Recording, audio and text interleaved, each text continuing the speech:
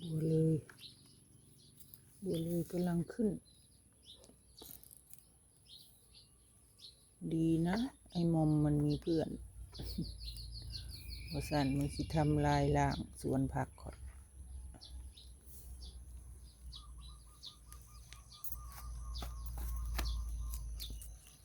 หอมบัวเลยปลูกเลยกินบ่ทัน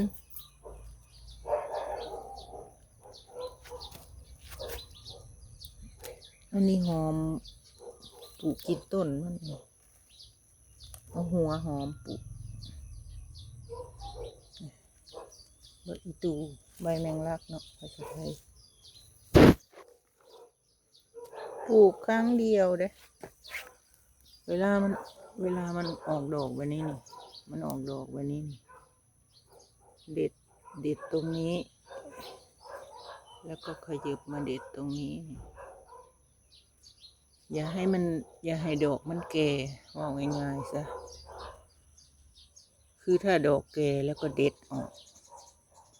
รีบเด็ดออกถ้าอยากได้พันธุ์มันก็ปล่อยให้มันแก่แล้วก็เด็ดออกอย่าให้มันตายคาต้นมันสิตาย